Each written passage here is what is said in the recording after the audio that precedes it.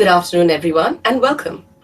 After a very successful 16-part series of the International Advertising Association's India Chapter Mentorship webinar, World Goes Digital, we welcome everyone to the first mentorship webinar on transformation in the digital era. Business transformation is such a buzzword today. For some, it still remains just lip service, though, or just a fervent desire to achieve it. For a true business transformation, the organization has to change itself from the very core. And only a few have done this eloquently to lead the way and remain at the helm of transformation and innovation. The Mahindra Group is one such. Starting out with steel and the famous Jeep that we all know, to farm equipments and leading today in highly diverse sectors, from automobiles and aerospace to hospitality, from defense to financial services, and from retail and real estate to technology. This $17 billion multinational group, with a presence in over 100 countries, has broken all molds. And catalyzing this is Dr. Anish Shah, Group President Strategy, Mahindra Group. Welcome, Dr. Shah. Such a pleasure to have you here with us. Thank you. Great to be here. And his focus areas are strategy development and implementation, building capabilities such as digitizations and analytics, driving international growth and synergies across business units. Anish also received GE's Lewis Latimer Award for outstanding utilization of Six Sigma for developing a digital cockpit. And we will find out a little bit more about this. I'm curious to see how he piloted this digital cockpit. So, Dr. Shah, I'd like to pose the first question, and just for you to know that we've got a lot of students who've actually dialed in, as well as a lot of organizations. They've actually dialed in from the auditorium. So we have thousands of people who are listening in to us and curious to know your point of view. So a broad question to start with, and then we'll get into more specifics. And we have questions which have already started coming in as well, and I'll take some of those. You've been at the forefront of driving organizational transformation.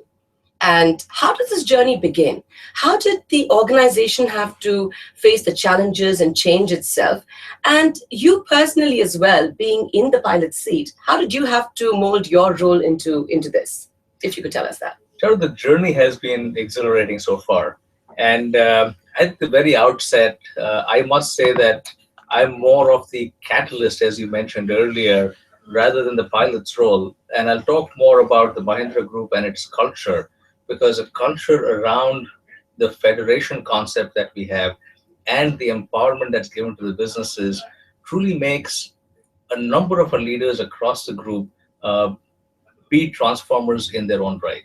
And that is a great feeling. It's a great feeling to be part of a group that is so innovative, that is open to change, and continuously looks for new ideas. So for me, it's been a great ride in terms of coming in and just plugging into the group, helping on various things, helping bring some new ideas in. But the core of the group has been around innovation, around transformation, and that has been a DNA for many decades. And that's what's really helped build the group over the last few decades. So if I have to look at the spectrum of industries that you're operating in, and you've actually surprised many a sector by becoming their competitors, where they probably never even imagined that a steel manufacturer would actually come into something like retail or come into something like technology, which you're so big in. So if I have to take agriculture as a sector, which is a difficult one to create a kind of a transformation from inside out, and a lot of the conventional agriculture organizations are still probably operating within the traditional framework. How did you take this forward and transform it? That's a great example to start with, because agriculture is a sector that you associate the Mahindra Group with regard to tractors and farm equipment. But many may not know that we are in various different aspects of agriculture. So we are the largest grapes exporter from India last year, I think the second largest this year. We are in oil, in pulses, crop care, giving advice to farmers on various things, getting into dairy, and a number of other areas into fruits and vegetables. So this has been a journey for us, again, around entrepreneurship within the large company. It's a journey that had missteps and had failures. We started this journey in the early 2000s, and we failed initially. But the team has been very resilient. They've thought of new ideas. and they've got about 10 to 12 different businesses in the agriculture space right now, uh, which have the promise and potential to be very successful businesses. Our philosophy there is to learn from past mistakes, and as Ashok Sharma, the head of agribusiness, says, to fire bullets before cannons. So we see what can we do out there, learn from that, and then some win, some don't. But that comes back to the culture of the group in terms of trying new things, in terms of seeing what works, and making business successful. That's an interesting thing, and since we also have a lot of young executives and students who are listening to you, um, today's world, and I'm bringing in a bit of parenting into this as well, because it starts from the formative years. In today's world, somewhere, failure is just not an option for young people anymore, or for young children anymore. It's very, very hard life out there. I think I'm so glad I was born in an era that I did, because life was easier. And you tell me about failures being taken in the organization as a stepping stone to creating that next level of transformation.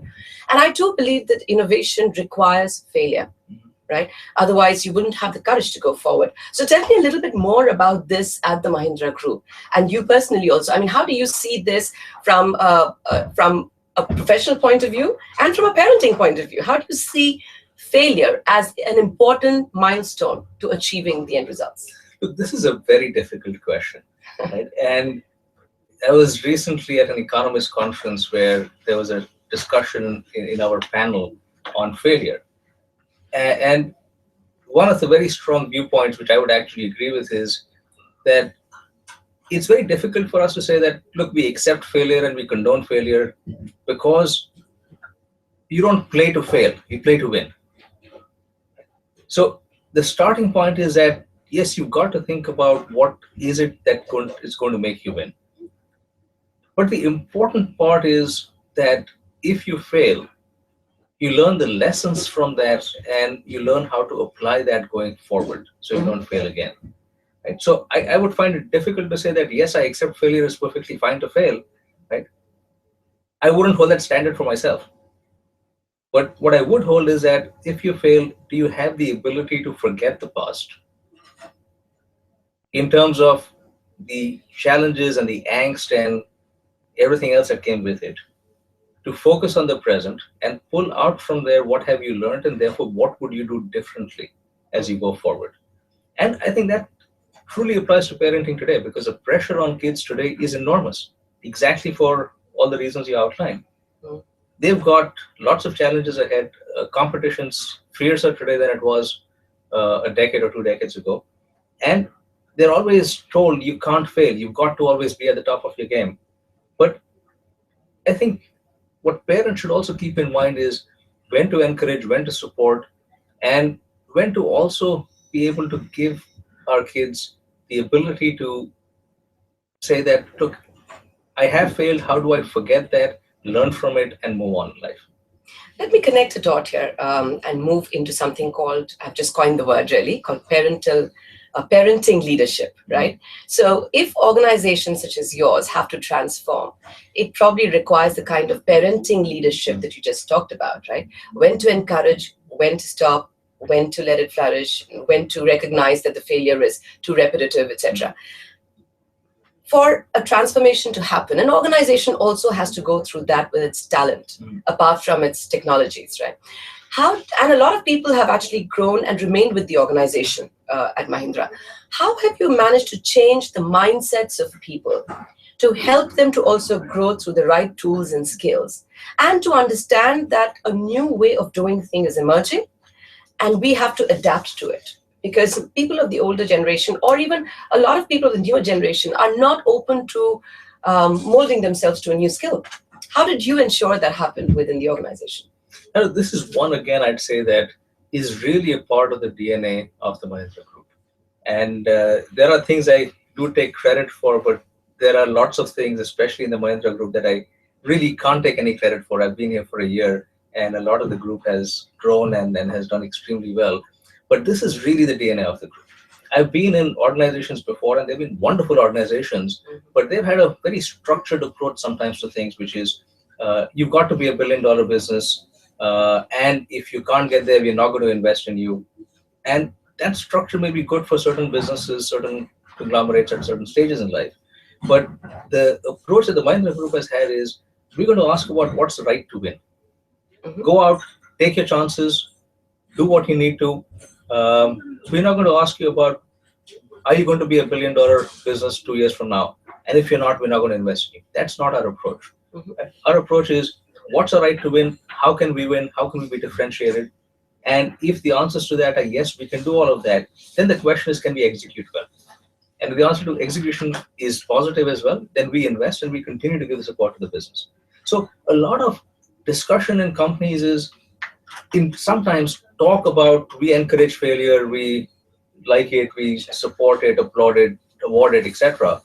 But it's really not about that. It's about what happened to that one person who failed. Did that person stand up and walk ahead again in the organization? Was that person left back or had to leave or had to do something else?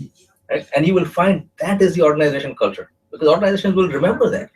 And I remember a friend telling me from a different company at one point saying, look, our culture doesn't encourage that, because we had someone, and as we probed further, we found from our employees that something happened to someone 20 years ago, and they still remember that. Right? So it's not what you tell them, it's what you do that really matters. And that's where what I've seen in the Mahindra Group is we've encouraged a lot of companies, we've encouraged them to do well. And if they fail along the way, as long as they learn from it and move on again, they have the ability to do it. And that is a very different culture that comes into the group. And I must admit as well, it took me a while to understand this. When I came in initially from GE, I had a very different mindset. And it took me a while to understand what this philosophy really meant and what the true benefits of that are. And that's what I can see in how our leaders behave. So significant milestones is what you're talking about, really, here. And you've been here for a year. And you've also been with GE, which has also in its own way transformed its business and moved ahead. I would like you to throw some light, and I know there are curious people out there who want to know about the digital cockpit that you worked on. So tell us a bit more about that. That was actually a very fulfilling story for me personally. And did you give it that name, the digital cockpit? We did give it that name. And it is something that, as you look back today, it sounds excellent and everything today is digital. But this was around 2001. And essentially what we wanted was some means to get information at our fingertips.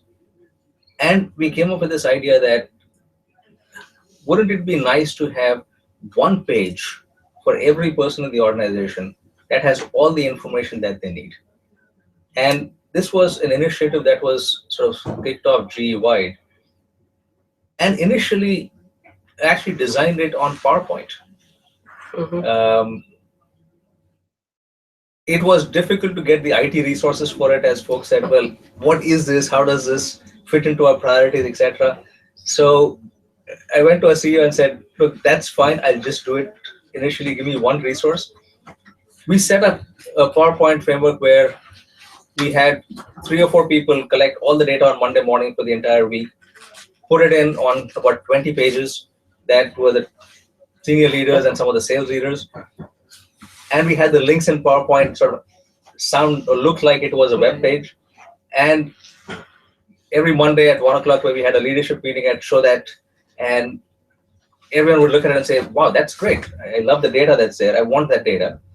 And the benefit of doing it in PowerPoint was it was a pilot. And we got a lot of input on what else do you want on that page.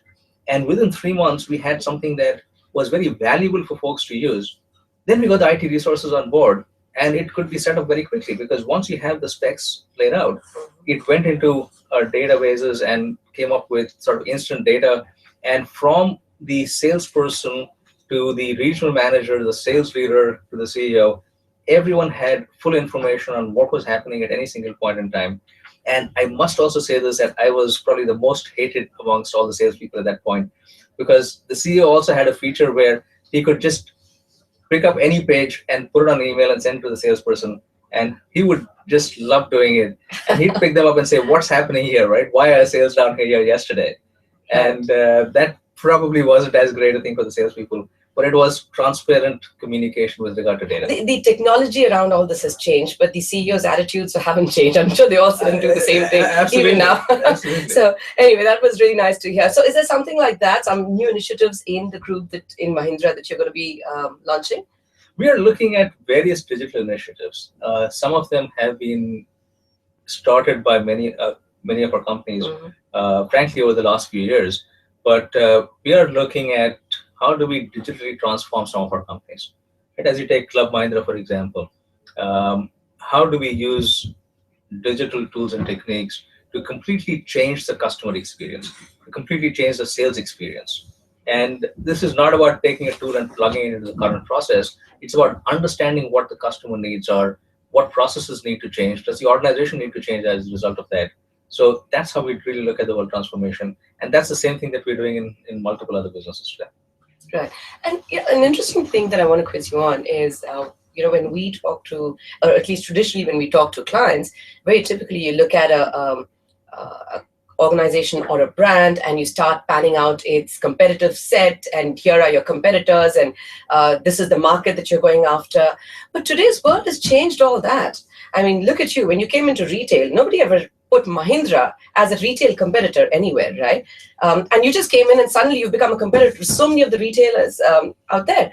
And you've actually walked into so many other sectors as well. Technology, you went into technology and became a competitor of a lot of the technology companies. And how do you and your businesses view the entire framework and the business model? And how do you innovate around it? So my question really is, or a thought really that I want to share with you is, today the competitive framework is where can an innovation happen and not the competitive brands, if you know what I mean. So I may be looking at, I'm A, B, C, D are my competitors today, but that's not really my true competition. There is a need for a consumer somewhere. For example, like Club Mahindra, what you did with Club Mahindra was a serious need and a gap. It wasn't a need identified by consumers, but it was a gap lying out there. You quickly went in there and created something so fantastic. And I'm a member myself, and I use it frequently. And I hope you had some great experiences. I'm very upset now because there's no other place in Club Mahindra that I can go to, because I've been to all of them several times. As we speak, my son is holidaying at your Kumbhalgarh and Kana as well, as we speak. Excellent. I must tell you that there are more resorts coming, and we actually have acquired a company in Finland that has a number of resorts in Finland, Spain. Oh, so that's my next stop. And that's a separate company right now. It's not part of the Club Mahindra framework as yet, but that's something we're looking at. How do we integrate it with the Club Mahindra framework and give a lot more options to our existing members as well?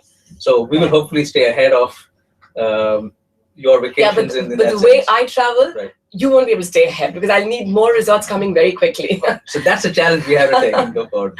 So just coming back to that, so how do you view your businesses? And, I won't ask you where is your next foray going to be, because it could be anywhere. I mean, you could be going into furniture, it could be going into anything else. But how do you see it? How do you identify opportunities out there in the market? We look at our business leaders really to drive a lot of that. Right? I must tell you that it's something that, whether in G or at the Mahindra Group, it's difficult to mandate this. It's difficult to do this centrally. It has to start with the customer, as you mentioned earlier. Right? This is not something that we can sit in an ivory tower and say, well, this world has changed and therefore we should do X. We should go out, understand what the customer wants, and therefore what do we need to change as a result of it. The other part is very relevant, which is competition's all around us. And you could have anyone come in and disrupt your business. We've just gone through a series of strategy presentations and discussions for all our businesses over the last month and a half or two. And it's been very heartening to see a very large number of our businesses come in and talk about digital, to talk about how they're transforming themselves, platforms they're building, startups that they're coming up with, which we'll talk about in a little more detail later. And that has to come from folks who are at the front line. Because that's the only way that you would really transform the business or really build a solution that meets a customer needs. Sure. And the startups that you talked about, something interesting I came across as a news item was that you encourage a lot of the entrepreneurship and convert them to entrepreneurship. So tell us something about that, and how do you really go about identifying the right ideas to take forward? And because there are a lot of young people out there, and today every young person has an idea they're bursting to go out there into the market with. So how do you convert the entrepreneurship into entrepreneurship? So for us, the journey has been for many years building new businesses within the group and giving them the support. And many of them have grown into much bigger businesses today. Club Mahindra is a classic example there as well. What we realize now is we've got to move at a much faster pace as well. The world is moving quickly. There are a number of startups coming there disrupting businesses. Uh, we've attracted a lot of talent that has the entrepreneurship DNA, and they want to do things that are exciting. So we want to go back to the concept, or we are going back to the concept of corporate garages. Corporate garages. Yes, right. It started with startup garages, and large companies have tried startups. Some have succeeded, some have not. And we feel the time is right for that. Because the way we see things, if you combine the benefits of a large company and a startup, you're far ahead than any one of them by themselves. I look at the benefits that a startup brings is the passion, the speed, the connection with the customer, the hunger and wanting to do things and be successful. The large company also wants to do things and be successful, but it sometimes has a number of processes that hold it back. Not agile enough then too. It's not agile enough. Yeah. But at the same time, it understands the domain extremely well. It has a capital. So if you combine what I call the wisdom of large companies with the passion of a startup, and you can leave the negatives or the baggage of both behind, you could be much further ahead. And that's what we're experimenting with now, which is creating startups internally. And we have one that was just launched a month ago called Smart Shift. And we have a few more in the pipelines. We've got about 10 to 15 startups right now. And over the next year, we plan to launch all of them. But we are setting them up as separate companies, which are not managed by the group the way they would manage companies within the group. We're going to have them sit separately physically. They make their own decisions. They have their own CEOs. The management teams have equity in the companies, and we treat them like startups. We're going to provide the initial funding. We're going to provide the VC funding. After that, they're on their own. They've got to go out, get funding from the outside, prove their concept. Some of them will fail, and that's part of the startup world. And we've got to have the discipline to ensure that we allow them to fail as well, because that is required.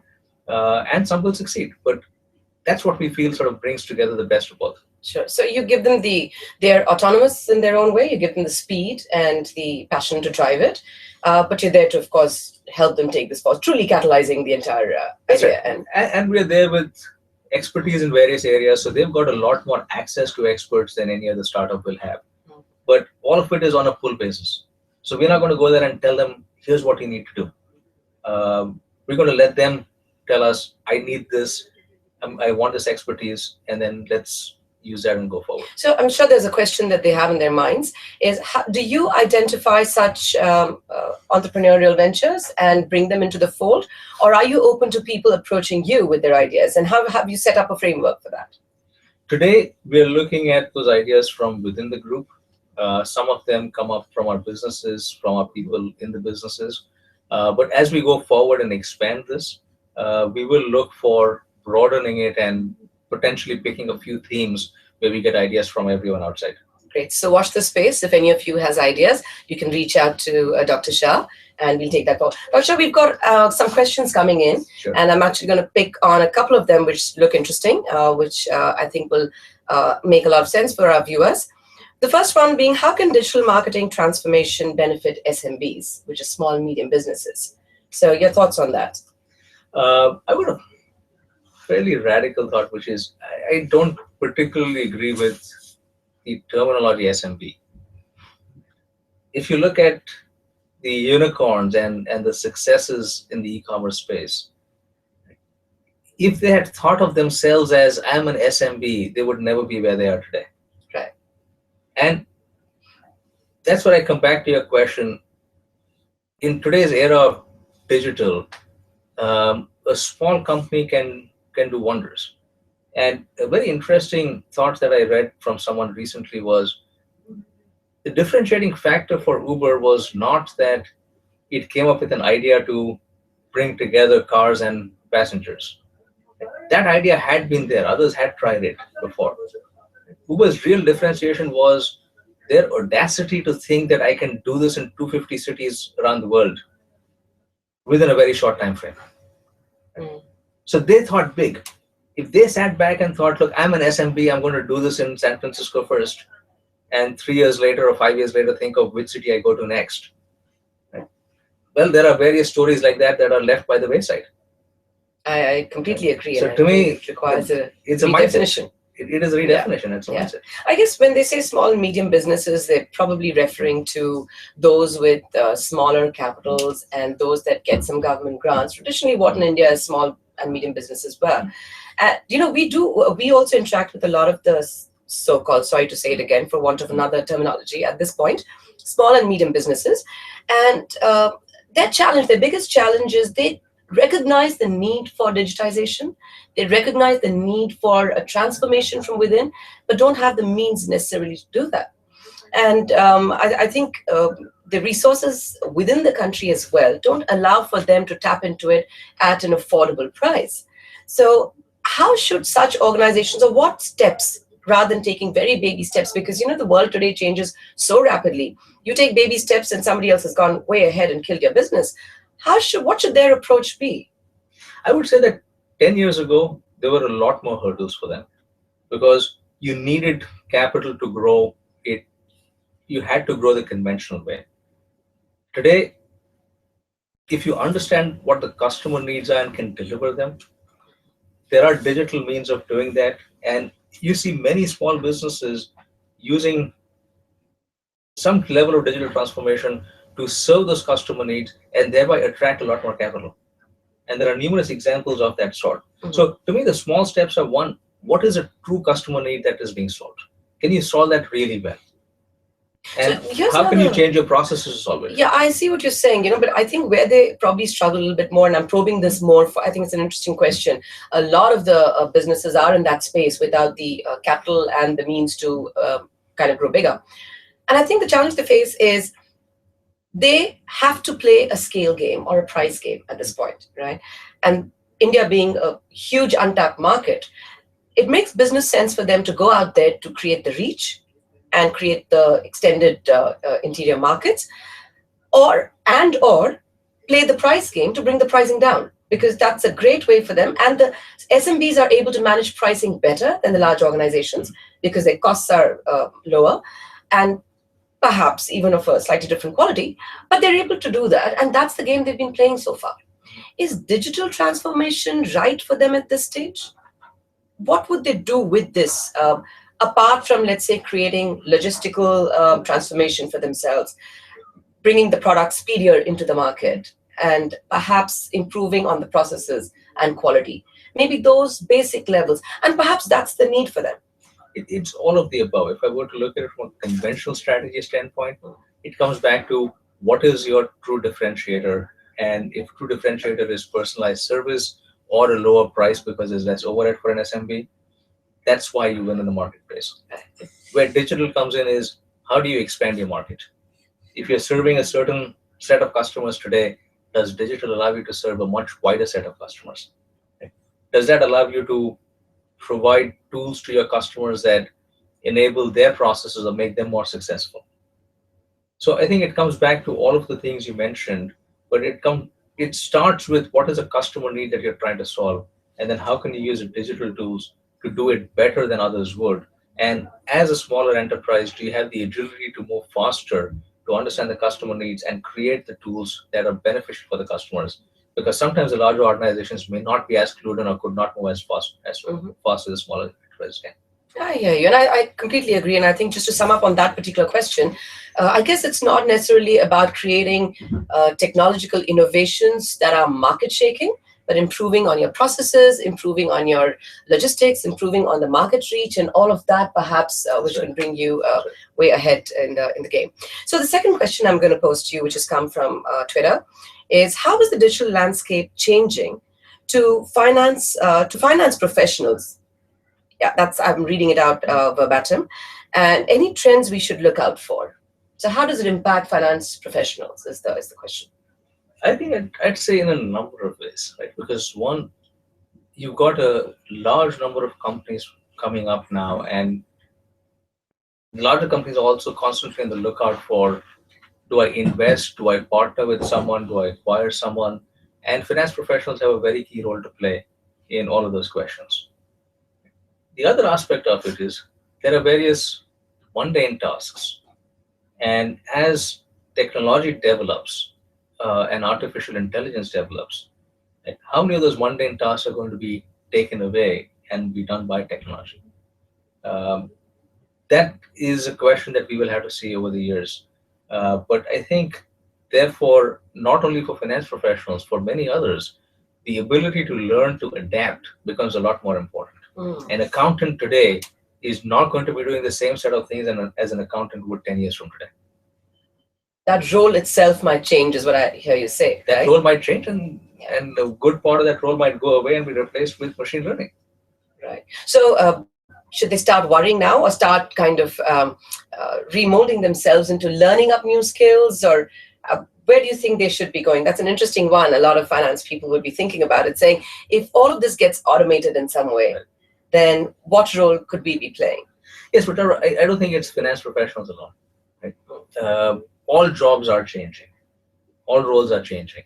And if you look at roles that exist today versus even 10 years or 20 years ago, they are very different. Absolutely. Right? So I think everyone needs to have that mindset of adaptation, learning, and being able to get into a different situation and work with it. Right. So let me come back to, also, it's connected to what you've just said. The roles are changing, right? But through our system of learning, those learning processes are perhaps not keeping up with the changing roles that are developing in the industry. So when you have graduated or post-graduated, you're still using the old-fashioned tools of learning, but going into a space and market or into an industry which is completely reformatted itself, right? So you're from two prestigious institutions, Sydenham's and Jamnabai, right? So we probably have a lot of Sydenham's and Jamnabai students as well with us today. So tell us, do you think that the education system needs to revisit all of this framework and start looking at it quite differently? And do you feel that, at least I think so, that the industry has to start working closely with educational institutions to reformat that system and process as well? Because what you're learning out there is not good enough for you to go out into a completely new world which is changing rapidly. You're absolutely right, because we cannot have the traditional method of education. Right? That has to adapt quickly, and it is adapting in many cases. There are a number of schools now that look very different from the schools that were there at the time I graduated. And I look at my sons in school and say, they're doing lots of new things. Yes. Right? My 11-year-old is actually is programming a computer game with American football. And I had never had the chance to do that in school. Right? They're taking classes with universities abroad and doing that as part of a school course, where there's a John Hopkins course that they have to take, and they're doing web learning as part of that. So it's a very different way of learning that has come in already. Right? But that has to accelerate and go across all of our educational institutions, because again, you've got to be able to think out of the box. The rote method isn't going to work in future because things aren't going to be standard. Right. And the ability to encourage that thinking right from an early age is very important. So let me let you in on a secret here. That's me and a group of us, we are in conversation with a couple of institutions to, like they have history as a topic, we're actually trying to bring in and introduce future as a topic rather than history as a topic, because history is of so little use. History is written by people who want to write it the way they do. So future as a topic is something we are in conversation with some institutions to see if they can introduce that as a subject. So let's hope that that works somewhere. That's a very interesting one. And as you think of scenarios and what would you do in different scenarios, That's very relevant for companies as well. Yeah, that's true. Maybe companies should actually, I mean, there are innovation cells that are being organized, I think, across most of the MNCs. Today, there are innovation cells. So I think that's the learning that even institutions need to take. And you mentioned American football. So for those of you interested in American football, Dr. Shah here is passionate about American football. So if you want to write to him about that, today is not the session, but you can write to him on his Twitter handle, on his private Twitter handle, and have a bash on this if you have any favorites in the teams. All right. So my favorite teams are the Steelers and the Patriots. Okay, so for those of you who know it, I'm sorry, I'm not much into American football, but for those of you who know it, yes, have a go at it with him. And even in terms of sports, I mean, digital transformation in sports as well. I know it's a little deviation from the business that we are talking about, but it's so important that, like you were saying, institutions have to even revisit the way they're training the students today into sports, because team sports also call for people to understand how team working happens in later life. That's right. Right? And individual sports also give them the ability to understand their inner skills and how to hone that better. So perhaps that also requires a lot of digital transformation in the way the entire education and the entire system of formative years goes forward. Well, what I would say at least is, in a sport like American football, it's the analytics used by different teams that's a key factor in whether they win or not. Yes, true. Absolutely. And I think the West has actually done a lot of work around that. We still need to probably get onto that speed. Just on analytics, I want to come back again to the business aspect of it. You have been driving analytics within the group as well, and that's an area of interest for you. In India, that has not picked up yet, one being the restraint of cost, the other being the capturing of data itself is a process that is not sophisticated enough yet. How important is it, do you think, in our framework to create the ecosystem to capture data, to use the analytics, to create data points which can actually switch the game at different points for you, right? And people are still talking about big data and stuff, but in India, we haven't even started working with small data. Let's start working with some small data to understand what the consumer is doing, where are they dropping off, where are the tipping points for them, and then move into big data. So what is your take on that? In this case, Charu, I really wouldn't say India was the world, because I see some Indian companies doing a great job with data, with understanding their customers, Retail. analyzing them. Yes. Retail is a very good example of where we're doing that. And I see a lot of companies in the Western world that are still struggling with big data. Last month, I was in a session with a couple of our profs and a bunch of folks from the industry, and these were folks from the Indian industry in Mumbai. And the session was on big data. And the first question that the Harvard profs asked was, how many of you feel big data is important for your business? All hands went up. Well, almost all. The next question is, how many of you are actually using big data for your business today in a way it makes a difference? It was probably 10% of the group. So it's a question that everyone's struggling with right now, saying, yes, there is lots of data out there, but how is it relevant for me? How should I use it? So what is the challenge to that? Why are organizations not being able to use it? Is it that the ecosystem doesn't have the expertise, which I don't think is the fact, because there, I think data and retail all over the world, including in India, I mean, retail has really been ahead in this game. So what's the challenge? I think the challenge is, one, there is so much data out there today that you've got to really be able to pick the right elements that are relevant for you. Second, there is a very fast changing environment as well. And therefore, as a combination of both of those, I feel that organizations struggle with to say, how is this going to help me solve what I need to do today? And very often it's the immediate problems of today, the urgent problems that get the attention, and you just focus on your day-to-day work without spending the time to sit back and think through how do you connect the dots and how can you set up systems. And it's not easy, because you need to create means to capture that data in a form that you can use it. You need to have the expertise and to come in and build the tools around analytics that allow you to get the answers easily as well. Otherwise, you can just be swamped with data. It's a challenge that we faced at the Mahindra Group as well. Right? We are finally, well on a path to building a customer database across all our businesses. Now, one would think, oh, that's easy, right? You've got maybe 20 sectors. Let's forget 20. Let's take 5 sectors. You've got customers in each of them, put the data together, and you have a customer database, right? But there are lots of challenges to that. Right? How do you ensure that the same fields are captured? How do you ensure that they are captured at the ground level? What happens if you don't get the data? Do you make the sale? Do you not make the sale? How do you use that data? Because we respect customer privacy. Some customers may want to be contacted, some may not want to be contacted. Some customers may not want the data shared. So how do you put all of those rules in place? Right? So that is a fairly complex exercise. So I think those are some of the challenges that businesses face as we go forward. Yeah. And given this as well, you talked about customers may not want a lot of their data to be in place. Is that an option they have anymore? Because it's all out there.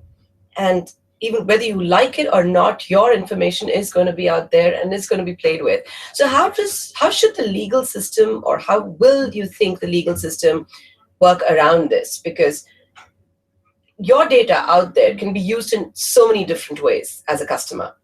Yes, the scary part. So the ethical part of it and the legalities around it. So how is that shaping up? You're absolutely right. Now, I go beyond the ethical and legality to the risks of cybersecurity. Yes. Because as a responsible company, we take care to make sure that we will do what the customer wants us to do. And that we will ask the customer, do you want us to share data? Here are the benefits for you. And if we get permission, we would share it. And we would not solicit them if they did not want to be solicited. So as a company, we will ensure that all of that happens. But as you said, there's a lot of data that's out there in cyberspace. Mm-hmm. And is it secure enough? And who's using it for what means? I mean, that's a greater risk. So organizations, and this comes back to the question on the financial, the question on financial professionals, but more than the professionals, organizations which are into financial services, such as yours as well. That's where the risk also doubles up a lot more.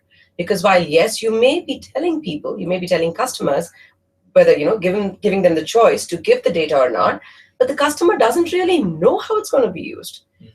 Technology is something not too many people even understand. I mean, very few really get it. So if people don't even know it, there was a recent, 2 days ago, I think it was yesterday, in the papers, about so little literacy at the financial services level is there amongst people. Most people in India are not literate about it. Even the educated people are not literate about the repercussions of financial services on them, right? That's where the risk starts becoming much bigger for them. So perhaps it needs a self-governance kind of a framework for financial services as an industry to probably protect the interests of the customers, knowing that this digitization could actually put them at risk. You're absolutely right. It requires a very strong level of governance. And beyond self-governance, regulators are looking at it very closely as well. And yes, you've seen various instances around the world, and something had happened in Korea a couple of years ago, where some credit card data was leaked out, and the company didn't have the right safeguards around it. And the regulators took a very firm stance on it. And there were very severe implications for that company and its management team at that point in time. So it is a very big thing for financial services companies, more so because you're entrusted with deposits that customers make in your organizations. Yes, absolutely. So therefore, it has to be at a very high level of focus and attention. And there has to be not only self-governance, but also regulatory mechanisms around it. And my sense is I do believe that we have that in India today, for the most part. Now, it may differ at different levels across institutions, but if I go back to our challenges in setting up a customer database across the group, one of the reasons is exactly that. A financial services unit will say, look, I'm not sharing this data because I cannot share this level of data for our customers. Right? And we need to be absolutely certain that whatever we share is done with the customer consent. So we're very conscious about that. And I think that is something that I see a lot more companies getting more conscious around. Right. Okay. So that's something we probably still have to work around it a little bit more. But I think the literacy of people really matters a lot in this, in terms of the financial awareness. So just coming back to one more question that's on our minds is, the world's eyes are on India now, right? And this has become the hotbed of entrepreneurship. And everyone's looking at India to say, my God, the number of innovations, the number of e-commerce that's really grown over the last couple of years. This is where everything is happening. And everyone's looking at us today. Okay, we need to be proud of that. What would your advice be to all of these new ideas and idea creators and entrepreneurs to become world players. And I remember, like throughout when I was working outside of the country as well, the one comment you would always hear is quality is not up to the mark in India. Was always a concern in the past. I think we've come a long way out of that. Also because the consumer has become far more discerning in India and is demanding the quality, which was missing many years ago. We were quite culturally also, we were like, culturally we are taught patience, we are taught endurance, and we are taught to accept things the way they are and not push up our expectations.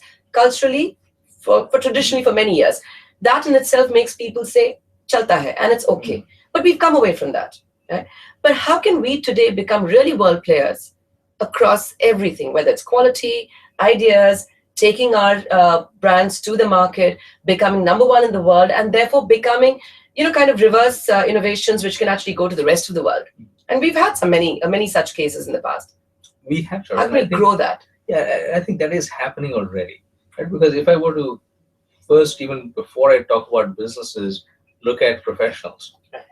You've got lots of Indians in very senior positions in companies around the world. Mm-hmm. If I were to look at politics, whether you look at the US, the UK, or various other countries, the UK government that was installed recently, if you look at the list of ministers, you've got a very high proportion of Indian ministers there. So you've seen that happen in various different fields, right? Again, whether it's doctors, lawyers, or any other field, and in businesses as well.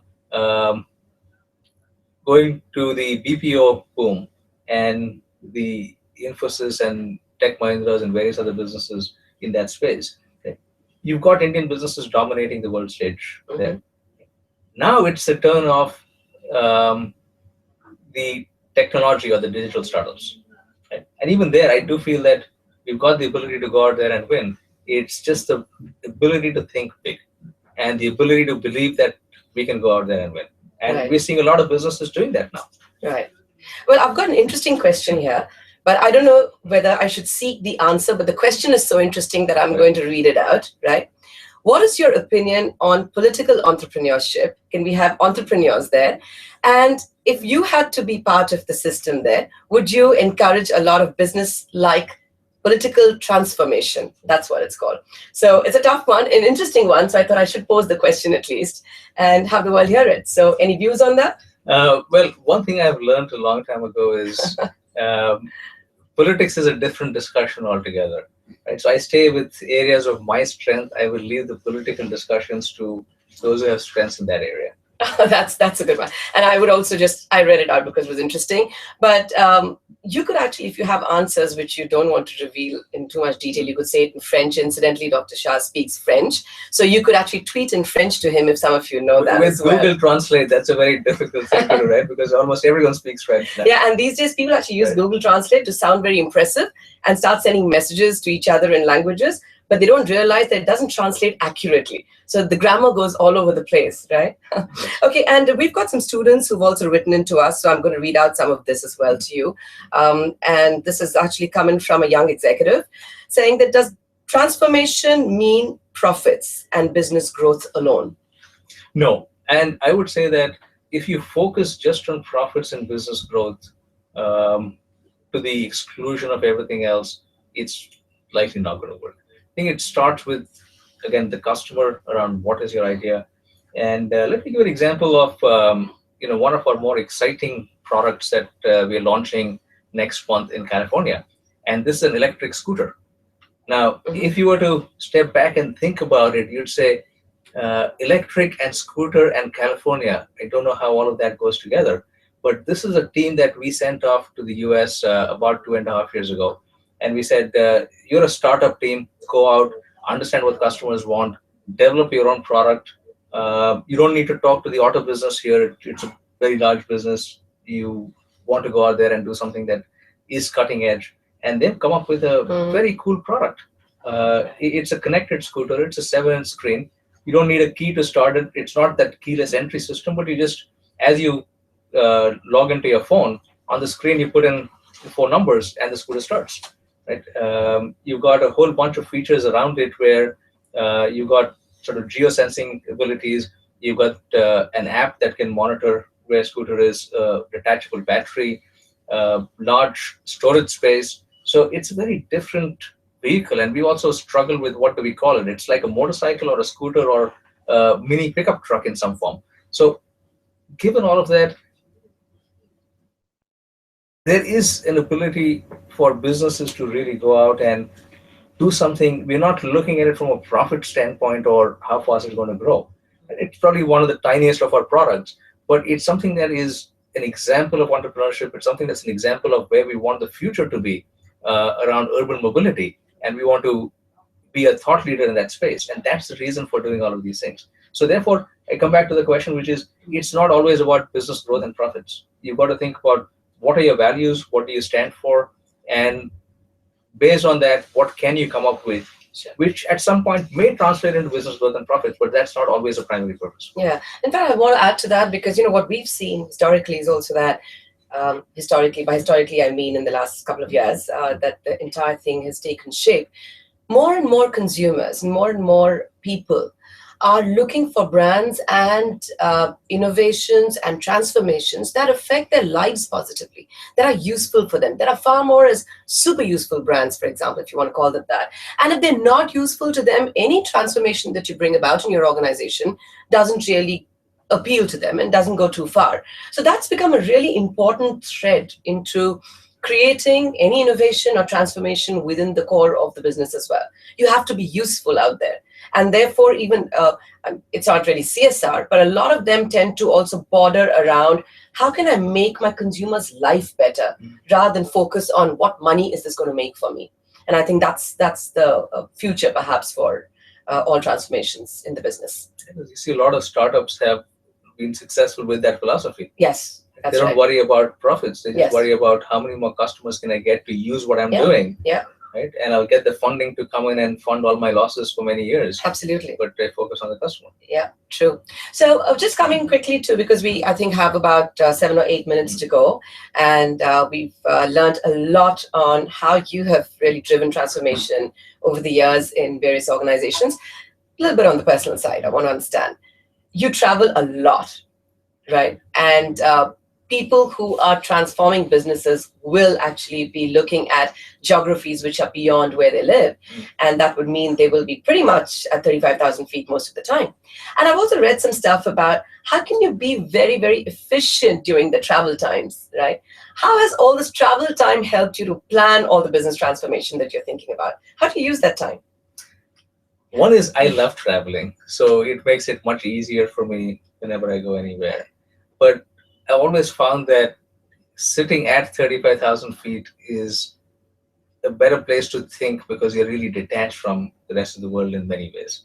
Right? So I think the 30,000-foot view came probably from the ability to really be and the digital monster is not chasing you with WhatsApp and your emails and your LinkedIn's and everything else, right? You're not being chased with anything. But that unfortunately is starting to happen, right? With a lot of airlines now getting Wi-Fi on board as well. Yes, that's right. Right? Yeah. Very soon that peace and quiet is going to go away. It's going to go away. It's going to hound you. And it's going to hound you. Absolutely. Right. Yeah, I do remember that someone told me, I asked for an address on a WhatsApp, and this person said, no, I'm not sending it on WhatsApp. It's like the public space and, it's risky. I'm like, everybody already has it. Where you live is known everywhere. WhatsApp is not going to change that. So I think that's a fear that we have to get out of because it's going to happen. And that's the only way to live now, right? So, yeah, any last thoughts to all our viewers that who are listening to us? Anything that you want to talk about in terms of how can they really take all of this forward? Any 2 or 3 tips on how can you take this forward? I think the key is in today's world to really keep learning, spend a lot of time understanding what's happening, what are the big trends out there, how can you ride that trend, and take risks. That's one thing that we realize in the world today is in many cases, it's winner take all. It's no longer a protected world where you say 4 or 5 companies will have a reasonable market share. Let's do something and then let's sort of be safe and go forward. In a lot of industries today, the first mover or someone who's going in very aggressively grabbing market share is likely to be the winner longer term. So that is a big change from what it was earlier.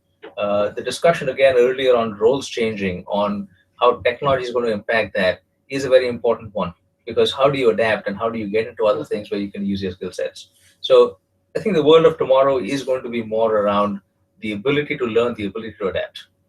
And the ability to, let's say, face the unpredictableness of the future, right? Because more and more, I guess, what's happening in the future is the unpredictability of the future is governing what comes out next.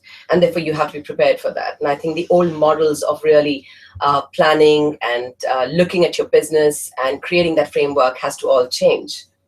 That's right. So how do you plan at the same time, be able to turn on a dime when you have to? So in fact, when we have to plan for some of our projects, we look at 3 months as the planning phase. We don't look at 1 year. And in the early days, it used to be 5-year plans and 3-year plans. Where's your brand going to be 3 years from today and 2 years from now? That's all changed. If you're thinking 2 or 3 years from now, you're a dinosaur already, right? So you're looking at a 3-month window, and you're looking at what's happening in those 3 months and quickly adapting to all the changes that are happening in that, and then moving forward to the next 3 months. And that's become life.